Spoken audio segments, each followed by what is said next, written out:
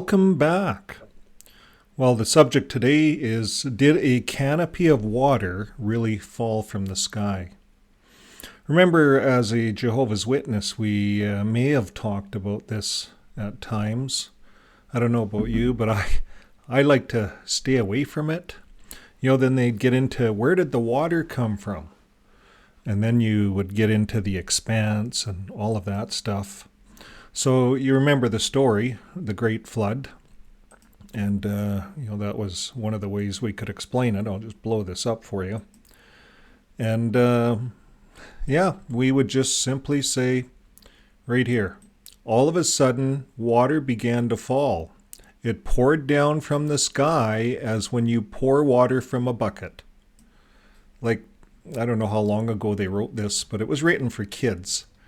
But that's kind of what they believe. If you go here, they talk about it here on one of their videos a little bit. They're kind of vague about it. Let's just play this little bit of a video.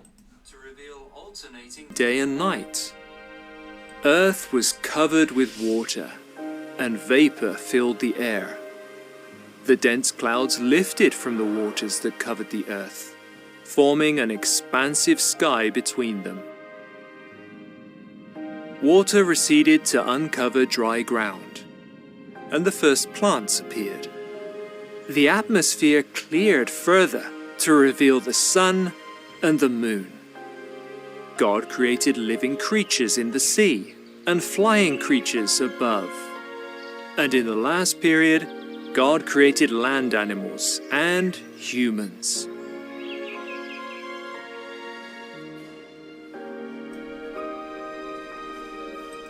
In harmony with the Genesis account, the Bible... Yeah, and they don't really go much further. They don't really talk about what happened next, how the rain came down. It's kind of all it says is there was an expanse. Now, when I was a Jehovah's Witness, we used to get into this subject and we would show this scripture. Now, it says here, Genesis 1 and verse 6, and God said, let there be an expanse of the sky in the midst of the waters, and let it separate the waters below the expanse and from the waters above the expanse. So there'd be an expanse, space right here, the heavens, and then water up here above that, and water on the earth. So water is above, and God made the expanse of the sky, separated the waters which were under the expanse from the waters which were above the expanse. And it was just so as he commanded. God called the expanse of the sky heaven, and then there was evening and there was morning and a second day. So a lot of expansing going on there. And if you explain that to a brand new Bible student, it kind of blows them away a little bit. But really what it's saying, if you read that, there's a space, that's the sky, the heavens. There's a mist away above it, almost kind of like the video explained, I guess. And then people would wonder, well, what happened at the flood? So then I'd show them this scripture in Noah and the flood. It's just from Genesis chapter 6, just a few chapters down. And in verse 17 here, it says, for behold, I will bring a flood of waters upon the earth to destroy all the flesh in which is beneath the life under the heavens, and everything that is on earth shall die. So it made sense, here's a flood. All these waters fell to the earth. And then at that time, I think we used to talk about some stuff about, up in the Arctic Circle, there were tropical plants. They find these tropical plants all over the earth, which would back the theory that there's kind of an equal temperature, a tropics temperature, all over the earth. And if you remember, before the flood, people lived longer. Life seemed to be better. And then the flood came, destroyed all these people, and then people lived less longer. It seemed like people were more controlled. So this would lead me to believe who brought the flood? Whoever brought that flood, is that kind of a bad thing? Because were conditions a little better before the flood? People could live longer. Well, the way the Bible explains it is that people were evil, were wicked, so God had to destroy them all. That's the way the Bible shows it. We're going to look at this next week here with MJ a little bit further. on some of the history of the Bible. But I want to show you some of the research I've done on this. I don't know about you, but I find myself on Prime Video sometimes on the documentary side of it. And this is a video called Alien Moon.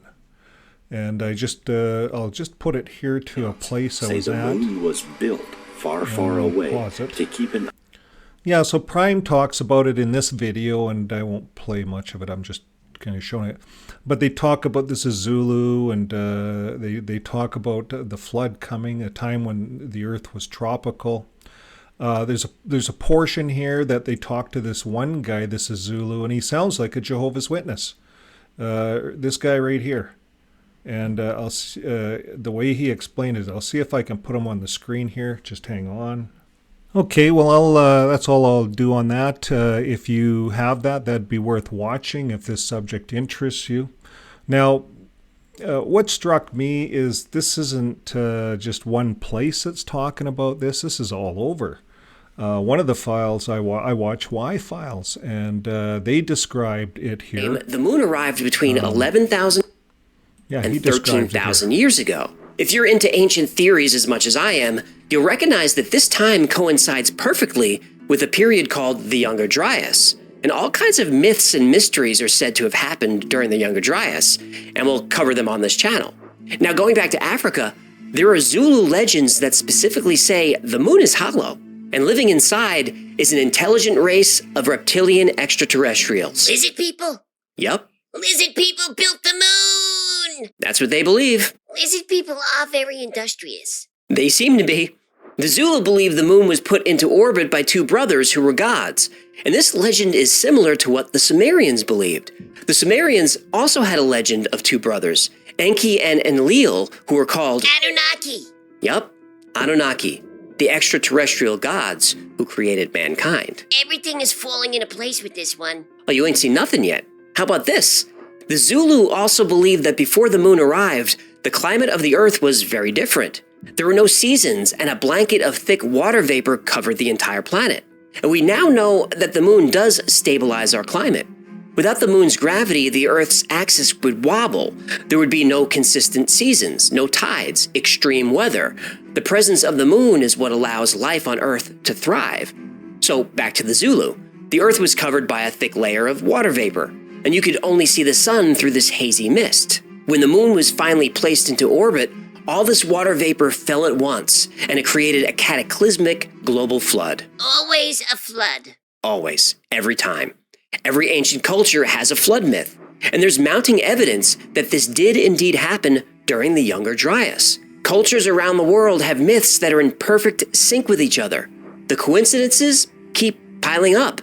The Zulu legend talks about how the arrival of the moon changed the tides and stabilized the climate. And this is something that wasn't understood by science until the past 100 years. Yet somehow the ancient Zulu were able to make the connection between the moon and the tides and the seasons. All of these myths and legends, plus strange coincidences and anomalies about the moon, start to add up to a compelling theory that the moon is hollow, is artificial, and was placed here by intelligent beings long ago. But coincidences aren't proof, and myths aren't proof. We need to know what's been happening on the moon lately to see if we can make our case with hard evidence. Lucky for us, the evidence is there. How do celebrities like Justin Bieber and The Rock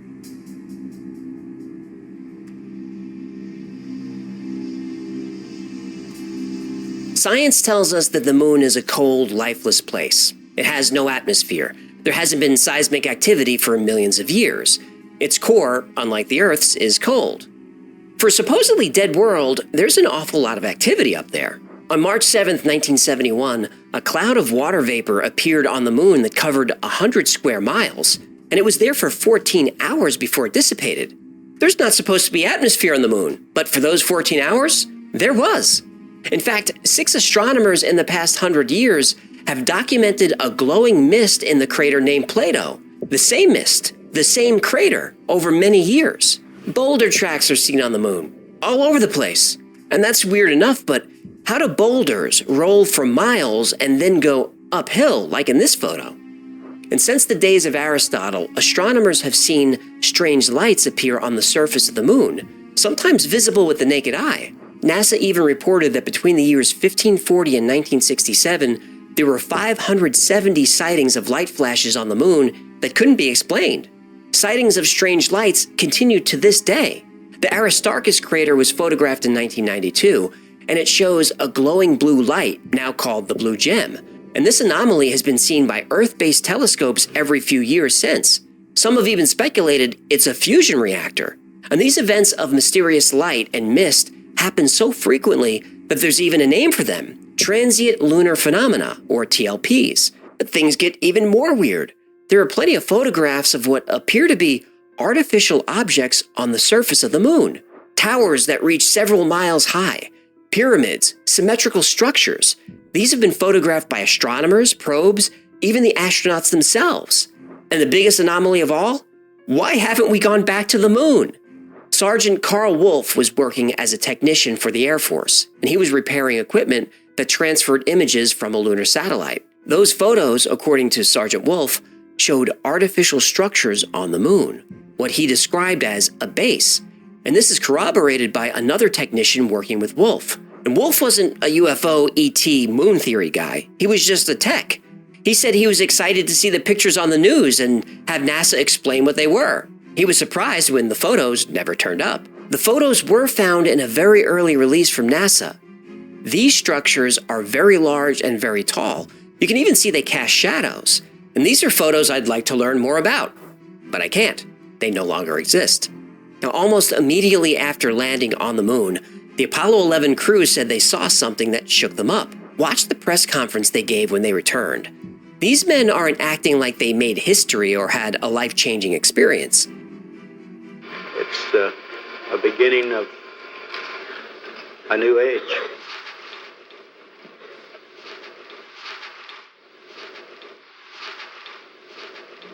They look sad, frightened, uncomfortable, even depressed. Why?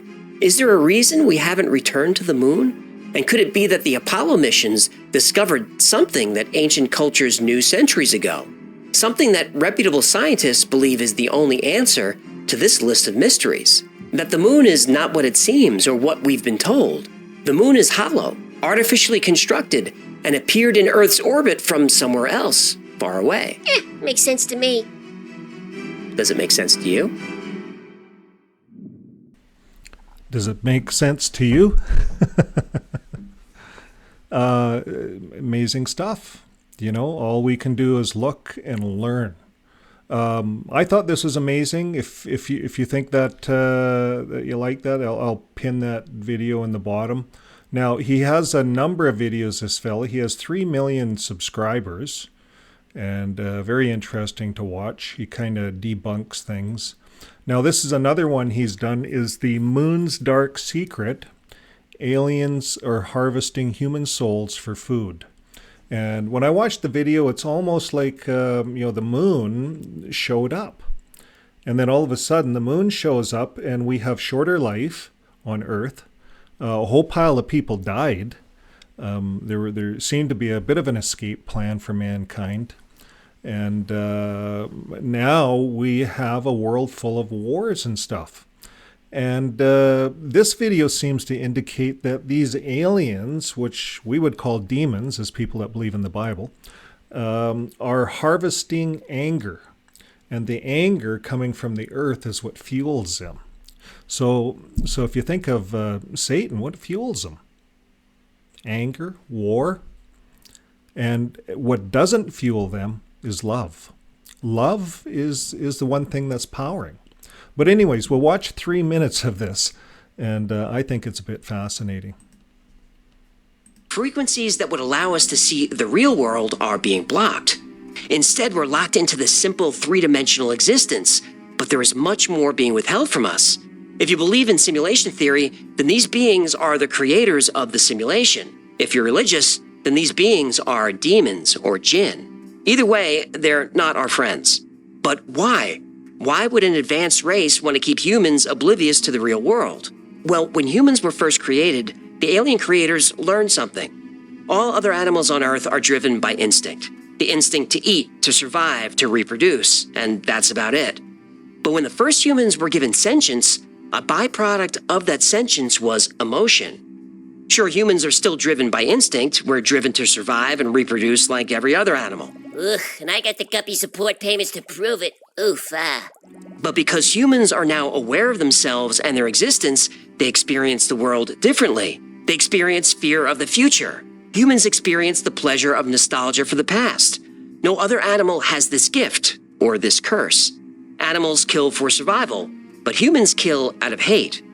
Our alien creators learned that our emotions carry energy, and the creators learned that this energy can be consumed for nourishment. Unfortunately for us, negative emotions are the most nourishing of all. Some have described the alien desire for negative human emotion as a drug addiction. Now, if humans were able to see and understand our true reality, we'd know that our energy, or soul, or spirit, or whatever you want to call it, can move to a higher plane of existence after we die. But instead, the alien creators, addicted to our emotions, keep us here. We're born, we live to feed the creators, then we die. Then we come back and do it all over again. It's forced reincarnation. This process is handled by a piece of equipment that's been called a soul recycler, or a soul cube, which is a large box-shaped device that's installed on the moon. The cube watches us and then transmits our energy back to Earth after we die, over and over again, and has been doing so for thousands of years. Now, I know the theory sounds like science fiction, but many skeptics were turned into believers on December 6, 2021. That's when, completely by accident, a lunar probe took a picture of the Soul Cube.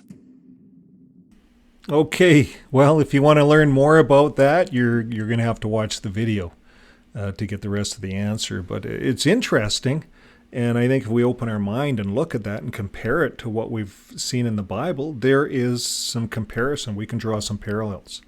I just found it fascinating. So anyways, folks, that brings an end to this little program. Did a canopy of water really fall from the sky? It appears so from a few of the videos we've seen tonight. So I'd appreciate your comments. Let me know what you think. And until next time, keep living your life with love. Because the aliens and the moon, they cannot harvest love. Maybe there's something to this. Just love, love, love. That's what Jesus said, love. If we're always angry and we're hateful, they're harvesting it, you know. Anyways, folks, that's it for tonight, and we'll see you next time. Bye for now.